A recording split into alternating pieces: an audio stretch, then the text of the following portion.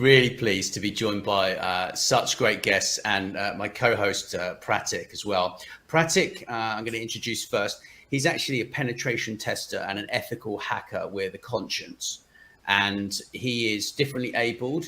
He uses one-handed keyboard, and we've known each other for a little while, and I've been very happy that he's agreed to host this with me, because he's quite knowledgeable in the cyber industry so far in his career. It's early on in his career, and I've got two veterans here from cybersecurity. David Clarke, I've actually interviewed before, and Alan Greig, I haven't interviewed as yet. But David is the founder of the GDPR Technology Forum with over 21,000 members, and he's an internationally known GDPR and security advisor. In the past, he's held multiple security management positions, such as Global Head of Security, Service Delivery and Chief of Staff, Global Head of Product Enablement, and Head of Security Infrastructure for global FTSE 100 companies. And Alan Greig is engaged by law enforcement, private sector, and the high profile to advise on technical security and risk. And he's currently on secondment to the UK National Cybercrime Programme to assist in the creation and launch of police-led cyber resilience centres, which I know a little bit about, and the development of the National Student Development Programme. Alan has enjoyed a technical security career spanning 25 years, initially working on the UK's CNI for the MOD, MOJ and security service, with 15 years as an online investigator, working with various agencies in profiling and managing online threats in the protection of high profile principals. So yeah, we are, we know that there's a skill shortage in technology. It's not just cybersecurity. And this is the first episode in the series on technology jobs that we're doing here at Influential Visions. And it's really great that you guys have taken the time out to join us today. So Prathik, I know you've got some questions there, and you're dying to get stuck in. So please go for it. Yeah. So thanks, Nat, for giving me this opportunity. And hello, gentlemen, Alan and David. It is nice to meet you as well. Yeah.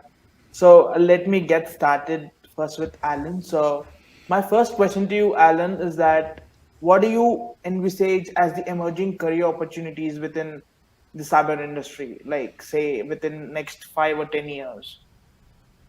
I think there are a few things that are potentially going to be emerging. I mean, there's a lot of work being done right now on the likes of AI, blockchain, all those sort of emerging technologies. But I don't think that detracts from some of the career opportunities that have existed since I first started out. These career opportunities, though, evolve.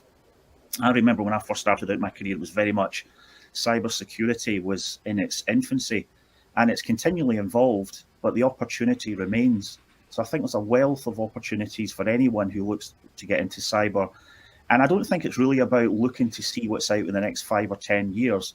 It's more about what would you want to do within cyber as your career, and then make that fit into what the opportunities are. I mean, there's talk about AI could potentially do away with programming. We could reach a point where technology can actually code itself, but there's always going to be that requirement. Even, when we got to the likes of year 2000, there was a lot of people who had developed a lot of skills over the previous 20 years in COBOL and Pascal, and that all came back into, absolute huge demand. And programming today, before we started this call, we're talking about the gaming industry. So everything evolves, and I think from my experience, the opportunities that I looked at when I first started out are still available today. They're just evolving. So it really depends on whether or not you want to look at, working in emerging technologies. There are those who are very much focused on wanting to get involved in blockchain and what that could potentially mean to, the economy. And also, as I say, AI, and then we always talk about the Internet of Things. So there's always something new, but that doesn't detract from, all of the kind of absolutely foundational careers that have been there since, the dawn of technology, if you like. Gosh. Yeah. I mean, I completely agree with what you just said. I mean, because I am at a very early stage of my career, and I can completely relate to what you just said. And I personally, being a penetration tester, I see a lot of other domains such as threat intelligence, digital forensics, or network administration or network admin as a lot of opportunities here within India. I mean, law enforcement is also something that people are going into as of now. Especially if I talk about in India, like many of them do cyber defense, which means they sort of protect the affected victims of sexual abuse or cyberbullying from getting, committing any uh, suicide kind of a thing. So, I mean, law enforcement also is a growing aspect when it comes to cyber field. But yeah, I mean, I completely agree with what you just said, and there are wealth of opportunities going forward, especially uh, when someone's starting in their career in cybersecurity. I mean, yeah. I think just adding to that, as part of my current role, I'm interviewing a lot of students to join the National Cyber Resilience Centre programme, and to give students the opportunity while they're within further education to develop their skills. And we've partnered with about 45 universities throughout England and Wales, and I've met with and had the opportunity to speak to about maybe 300 students so far, and that's ongoing. And one of the questions that I always ask is that if I could potentially introduce them to an employer today, who would they like to be introduced to? And in the main, and I'm talking in the high 90%, the answer is government communications headquarters in the UK. Yeah. So there's a real desire to go for the likes of government and security services. And I think it's potentially the perception of what that would be as a career opportunity. And maybe it's considered as a stepping stone into other things. And then when I ask them if I could introduce you to someone in private sector, it's always the big consulting or tech firms. Yeah. And I think what slightly frustrates me, and hopefully that we're working to kind of correct this, is there's not a huge desire to work for SME tech firms. And I think as an opportunity for, if you're starting out your career, if you're working for a smaller business, you tend to be everybody's, all hands to the pumps, and you get exposed to a far greater range of opportunity because you're a much smaller organization, and everybody just has to kind of muck in. But it has been quite interesting in talking to those who are about to embark on their careers. What does your career look like for the next 5 or 10 years? And it very much is GCHQ and then into big consulting jobs. And it's whether or not that's right for the economy in the UK, and whether that's mirrored in other economies. And if not, how can we influence that? Absolutely. I mean, can't agree more. So, yeah. Very interesting. Yeah, very interesting as well. So what about you, David? Do you want to give David the question again, Prathik? Yeah. David, please let me know your thoughts on the same question if you can put some light on absolutely. it. I think there's actually kind of huge business opportunity, and cyber is, although fundamentally it's about being safe and availability and kind of protecting businesses. What I'm seeing a huge amount is that businesses are not able to do business unless they can evidence this in place. Number of kind of companies that I work for, their due diligence questionnaires are absolutely, they're getting longer, 400 questions, huge amount of detail on cyber and data protection. And companies now, not only do they need to answer these questions, they're being asked to evidence it now as well. So it's almost like they're getting audited every time they take on a new customer. So when, as Alan was saying, an SME, the only way SMEs make kind of real money is dealing with bigger companies or government, and they have to demonstrate their abilities, that they can deal with cyber, they can deal with data protection, they can deal with global issues. So actually, the opportunity now is actually cyber is a moneymaker. It facilitates deals, because without that, you won't get the big deals. You'd be lucky to get any, and sometimes I've seen that you're not even on the list to actually apply to be a supplier to some of these companies unless you can evidence that. So probably, I don't know, 5 years ago, roughly, what's 5 years ago, 2017, roughly 16, I never really saw small companies looking to do compliance projects, ISO 27001, Cyber Essentials. Now it's gone crazy. I mean, the smallest company I've worked with, 2-man company, they wanted ISO 27001, and I sort of said to them, "Are you sure you really want to do this? It's a lot of work. It's not that easy." And they said, "We won't get the deals." And I've got to say, once they got ISO, they were closing roughly one, and these are serious companies and big government departments, probably one every 4 to 6 weeks because of cyber. Absolutely kind of incredible now. Cyber is a massive business enabler. Of course, like I want to add to what you just said. That was the time frame when GDPR also was coming into picture, and then I sort of got to know about GDPR once I was in the UK back in 2018, and that was, I believe, a game changer. Going forward in the coming years, because I've personally done my thesis on GDPR, and if my research was correct, there was around £4 million fine if the companies don't follow the compliance or don't implement GDPR within a certain deadline. So that data protection played a huge role, or I would say like data protection became very important, in those 2 or 3 years, or maybe say like. Absolutely. And what I sort of see is, and I run workshops for CISOs on data breach, not security incidents, data breach, and the overlap is enormous. I did some work for a government department a few years ago, and they had a couple of breaches, and they said, "Wow, your GDPR is really good."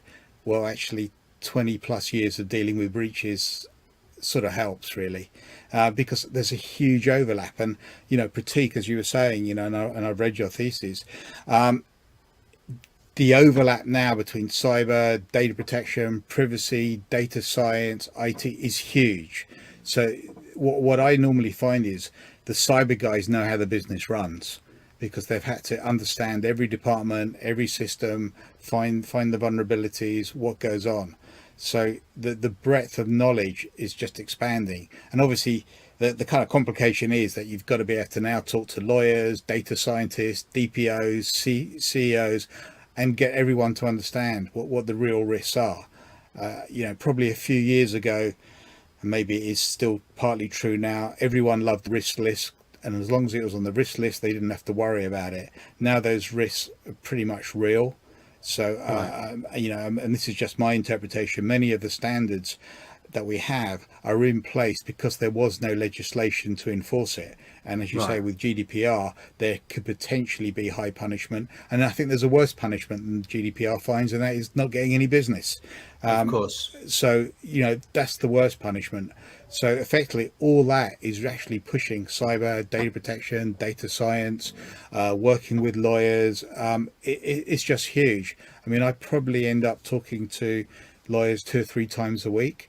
And it's really strange because, probably 5-6 years ago, very rarely would you talk to a lawyer, maybe in certain breach scenarios you would. But now it's everyday business. Right. It's just normal. Right. So sorry. So in terms of jobs, Alan, where do you think this is sort of pushing us? Because, it sounds like to me that cybersecurity is, people can get into cybersecurity even if they're a lawyer, they can go into it and specialize in it. So do you think it's broadened the number of jobs, or what's it sort of doing in that sort of context? I think it's broadening the number of jobs, but I have an issue with the use of the word cyber in front of security.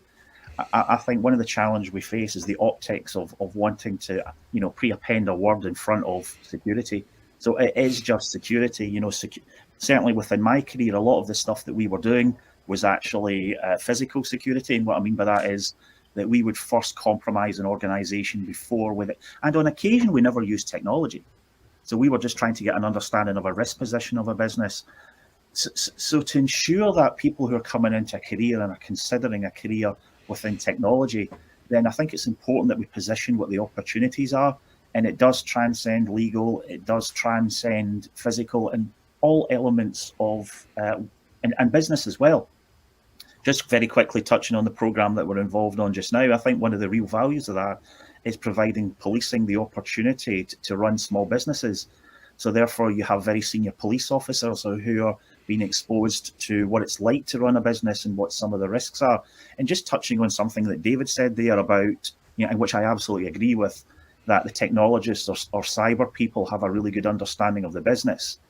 We then have to ask ourselves, does business have a really good understanding of the technology and the cyber? And I think the answer is no. Exactly. And that's one of the big challenges. I've worked with businesses of all sizes, and it's not related to vertical market. It's not related to turnover. And what is consistent is that the challenges and the risks that they face and their understanding of that, I think there's a lot of businesses operating at risk. Is that down to potentially a challenge in the number of people who are looking for cyber roles? I don't think so. I think there's a few things at play here. But in an answer to your question, I think that the industry is going to an absolute explosion of opportunity within the industry over the next few years. I think it's a fantastic industry to be in. But I think that what we have to do for those of us who are veterans in the industry is to make sure that those who come to us and say, I want to get into cyber, then just let them know it transcends beyond that. There is huge opportunities. You don't have to be, the world's best hacker or coder or networking person. There's a wealth of skills that are required. And I think if we can kind of get that message out there, we'll start to help on the skill shortage.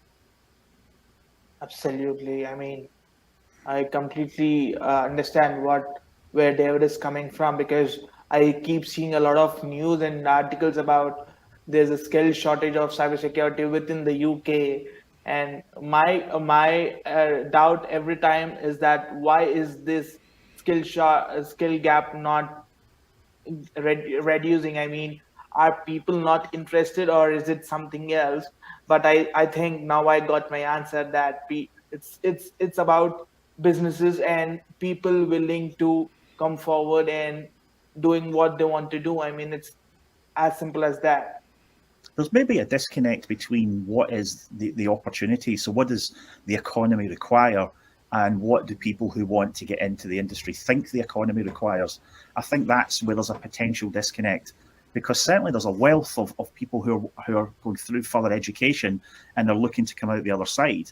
But, having the opportunity to speak to a lot of people, those studying to go into technology careers, I think what's clear is that they reach the end of further education, and there's very much right now what.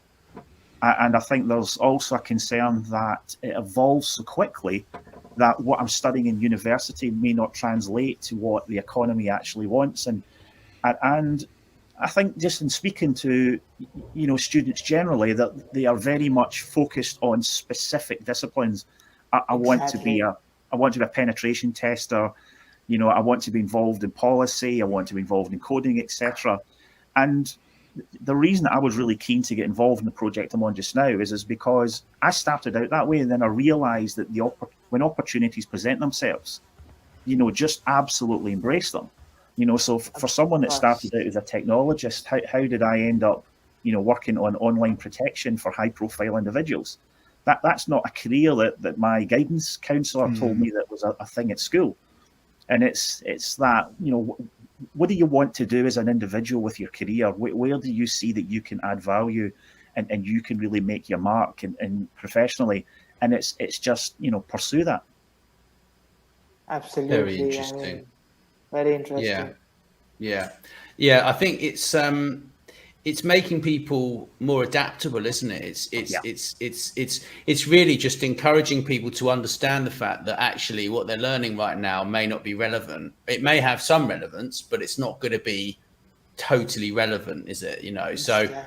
So then it's sort of almost like, well, what do you enjoy doing on a daily basis, right? Like, because these things are really important, and then having a broad understanding of what actually goes into the mix within technology itself is such a great asset for people, right? So I'm really excited about the future. I think once we fix this communication problem and fix apathy as well, like apathy is the killer of jobs as far as I'm concerned. And in the next few years, I agree with what you're saying about AI coming on board and everything else, guys. But like, people still need to keep up, don't they, with actually what they have to do. Do you think that jobs are going to be easier for people, or do you think they're going to be harder? Do you think people are going to like work more or less in the next few years? I think, kind of building on kind of what Alan was saying, I think maybe even job is the wrong description, because that can evolve so rapidly. And, you have to ask yourself, what you were doing 5-10 years ago, does that really exist in the same format? Probably not. So, it's constant learning, constant adaptation to what's required. Although the principles may remain the same, which is really interesting, because quite often the underlying kind of thought patterns are there, but actually how you use them, how you adapt them to new environments and changing technology, it's still going to be there, but being classified as a job, which really means a job title, and that you stay in there for 500 years and that's it. It doesn't really exist in technology.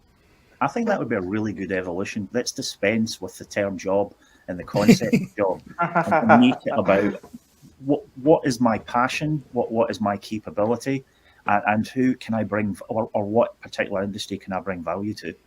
And I think if you look upon it that way, sometimes it does sadden me that when you speak to those who are coming into the industry, that they are so focused on, I want to be a penetration tester.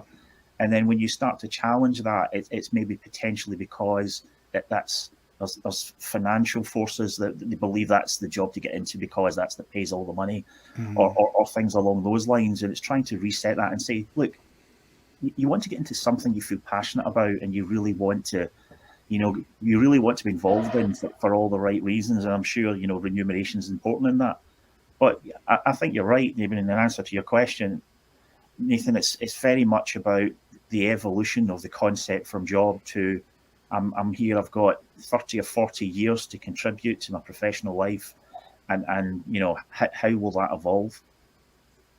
And I think one of the things that I've kind of learned, having kind of been responsible for probably hundreds of people in various different roles, the one thing you really want from a good member of staff is adaptability. Yeah, somebody who can pick stuff up. And I noticed in certain areas where I've worked, you did have people that, they were good, but they really could only handle 1, 2, 3 different types of technology. And then you had the other extreme where you had, staff who could handle, there was no limit how many numbers of technology they could really handle and manage. And it's not just about technology, it's about all the surrounding processes and understanding the business as well. And even in big companies, it sort of just tends to come down to maybe 5-10 people, if you're lucky, who really get it. And when you've got a problem, it's one of those guys you want to call, because they know how it all goes together. And I've been in companies few years, and I thought, I know what's going on. And then you discover a whole new world of stuff, and you realize the tip of the iceberg, that you actually don't know anything about this company and how it works and the technologies and who's involved. It's ginormous. I completely understand what David just said, because even in penetration testing that I do every day in my every day, there's one single thing that you have to do it, and it's boom. It's all over the place, and that is the thing that people have to really focus. It's, as David said, it's just the tip of the iceberg that people have to focus on, and rest is history, as they say. So I think you're talking about getting into any sort of technology career, especially talking about the likes of penetration testing. If you're not taking time to study and better understand business and people, exactly. I think you're doing yourself a disservice, because a lot of the times when we're involved in security projects, it's actually, why did someone approach a process or a system in a certain way? And it's less about the technology, and it's more about, the processes or the policies within the organization. So you're sitting, you're considering right now a career in technology. I would take some time out and you go and work for a small business, learn how business works, learn how people work and how to, why people do certain things. And the whole social engineering element, I think, is incredibly important if you're specifically looking to get into a career in security. Yes, so social engineering is something very, very crucial. Be it any domain within cyber, social engineering is extremely crucial. I think it's the first step. Sorry to interrupt. Can you explain in this context what that actually means? Because I don't know what you mean. So, and I've studied cyber, like not in a great detail, but I've studied cyber for 5 years, and I don't know what you mean by social engineering in this context. Maybe that's a dumb question. No, not at all. I think the history of technology has some very key people, and anyone that's looking to get into industry, I always refer them to the likes of Kevin Mitnick, who is now a very prominent speaker within the industry, Kevin Poulsen, and there was a wealth of people, and their skills back in the time when they were active within cybersecurity, and what they were really doing was testing the extents of the technology. So that's when the word hacker was more a badge of honor, and what you were actually doing was testing and trying to get technology to do things it wasn't designed to do. And I think it saddens me slightly that we've moved away from that. But back then, a lot of some of the greatest system compromises where the technology was really tested didn't actually involve technology. What it did is if you look at some of the work that was done on some of the big telcos where people were making free phone calls or were managing to do things with the telecoms network in the very early stages of that particular technology, all they were doing was identifying who had the authorization to make changes, phoning them up, and then convincing them to make the changes for them. And that anytime you talk to anyone who works within security, they'll always have a story about the number of times that whilst they've been, legitimately testing a company's security, they phoned someone up and had them change their password or provide them with the password, etc. And that goes back, 30, 40 years, that particular approach. So is it possible to compromise systems and gain access to an organization's secret sauce that's stored on a technical platform without accessing technology? Yes. More often than not, what you have to do is understand how the business works, how the who is an authority, who has access to what you need access to, and then phone them up and ask them. And that's very much the social engineering element. So just very quickly, by way of an example, I was asked to test a large manufacturing organization, and they all wore blue coats. They had these blue uniforms. It's like a tunic that they wore over their shirt and tie, and they all had lanyards. And I just ordered one off Amazon. I think it was like £6. It came in the mail. I put it on. I tucked my lanyard into the blue coat, as they all did, because the weight of it was annoying. And I explored all of the sensitive areas of that factory. I mean, there was no real technology there. People are incredibly polite. They'll hold the door open for you, even when they're told not to. And as long as you look like you should be somewhere, then they won't challenge you. And that is all the time that I speak to students and I ask them about their aspirations to get into security. It's not something that people regularly want to be involved in. There's nobody that has come to me and said, I want to test the physical security and the processes of an organization by, using such techniques. But if you look at some of the really, the really huge intrusions that we've suffered over the last 20 years, many of them actually involve quite an important piece of social engineering. So where someone has used techniques, etc., to gain so far, and then at that point they then use technology, and both come hand in hand. So I think from a social engineering perspective, I think we need to find a cuddlier term rather than social engineering. It's it sounds a little bit foreboding. But that aside, it's you have to be a good penetration tester or red team. I think you have to have skills in both of those particular disciplines. Absolutely. And there's a book came out in 1988, Cuckoos Egg by Clifford Stoll. Oh yeah. And I gave that to my son a few years ago, and he kind of read it and he goes, but this is still happening. And that was effectively how a group social engineered most of the US military, got access to loads of systems, and they levered off using universities as a leverage point in kind of summary. Same thing still happening. And I suppose the one thing we've got to ask ourselves is, where did computers originate from and what was their purpose? Their purpose was hacking. We just use them for other stuff now. Yeah. And just adding to that, Second World War. Look, he's grinning. Pratik's grinning. You mentioned the word hacking and he starts smiling. Yeah. Just touching on something that David mentioned there, I genuinely could take an assessment report I wrote in the 90s and update the organizational name and submit it today.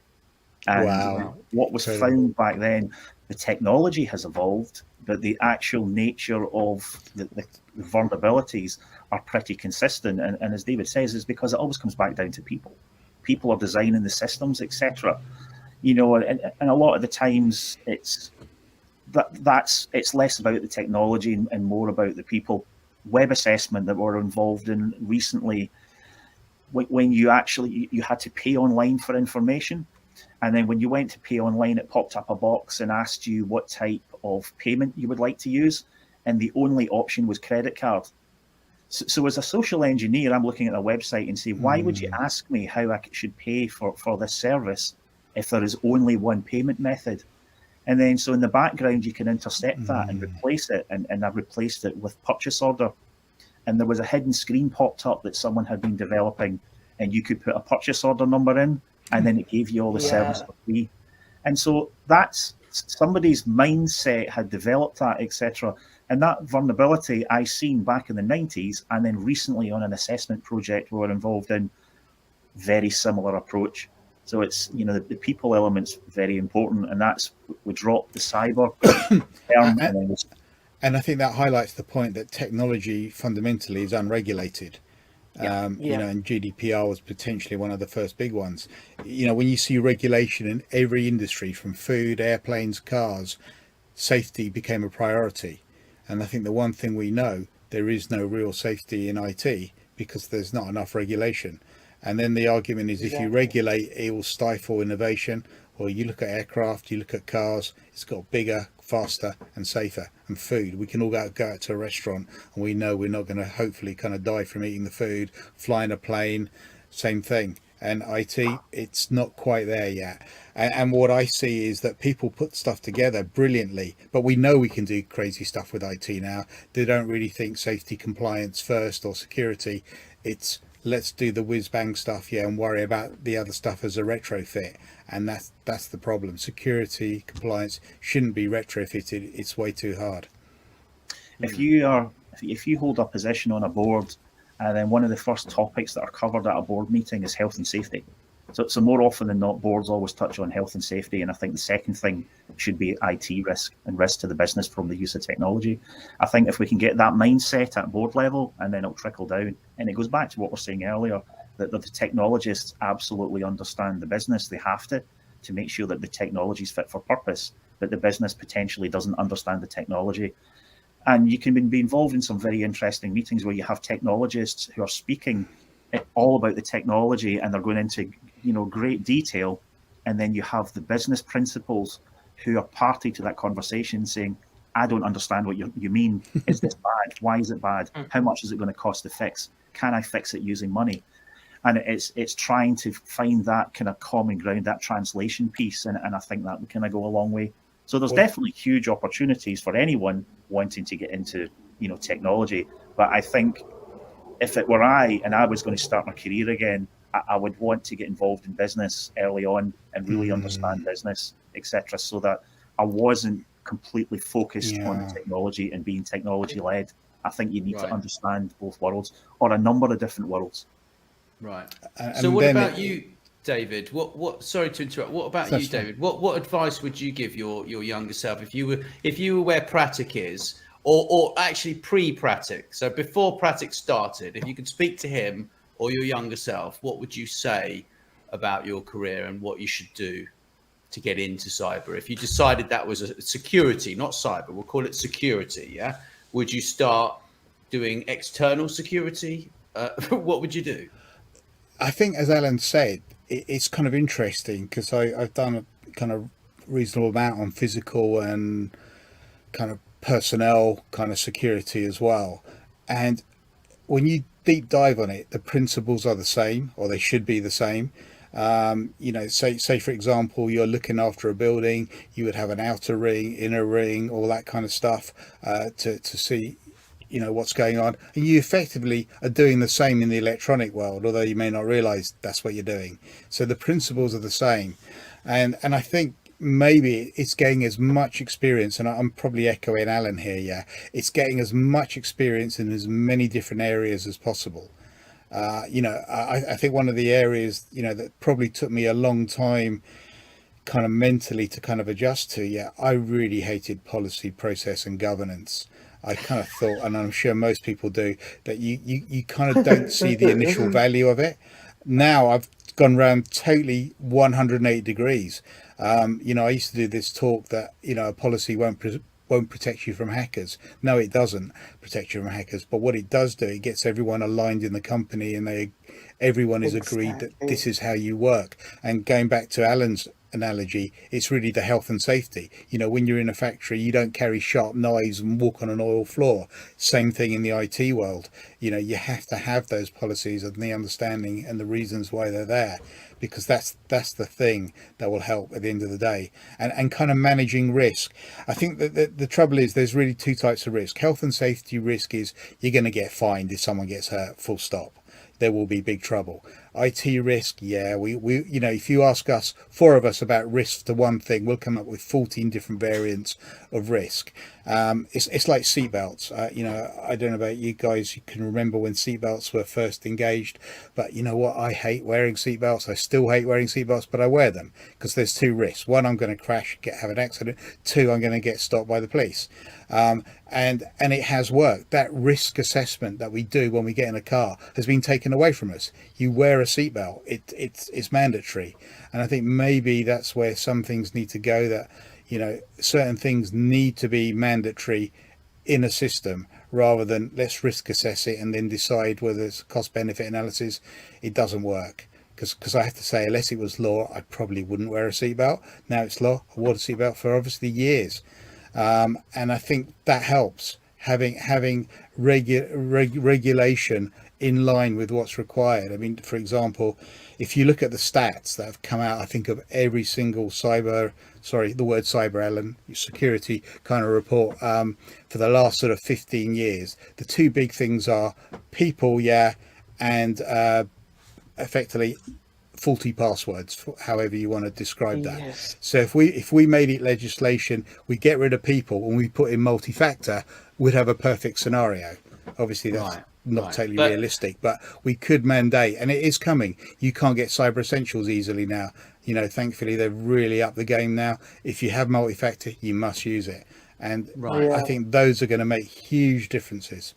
So what about when you're going to start out? Would you advise any particular area of study, any specific short course to start with? Or I think it's one of those things where you've got to learn as much as possible, be interested in everything. You know, whatever I say now, yeah, probably in 3 weeks' time, that may not be the case. You've got to see what's happening, where there's failure, where there's opportunity, as quoting Alan again. There is tons of it around, and it's focused on those areas. And I think kind of developing your skills as a fast learner. I remember kind of talking once to a lawyer on a train, and he was going all the stuff he has to read, and I'm going, I probably read 5 times as many books as he does, and I have to understand them in 3 weeks' time so I can get stuff done. You know, you have to absorb huge amounts of information, and getting good at that, I think, is key. Read everything. Some of it isn't right. Some of it would be absolute rubbish. But after a while, you get, you know what, this doesn't work. Interesting kind of concept. And it's just constantly learning and evaluation. I think there's 2 reasons why that's incredibly important. The first is that, can you truly understand can you truly understand the particular discipline or area of expertise that you want to go into if you don't understand the foundations of everything else? So the number of times that I've, been in discussion with very accomplished and very skilled testers, but then you start to look at their foundational knowledge on wider networking and wide area networks, etc., and there's maybe significant gaps there. And the risk is that they could potentially, miss a vulnerability because they didn't quite understand how the technology kind of hangs together. But also in early career, I would just echo what David said there, and that is really, try everything. So get involved in as much of the technology as you can, because it offers you a significant foundation for whatever you decide to do. And then in trying everything, you can get to that point where you say, I found my space, I found what I really enjoy, and I'm going to absolutely focus on that.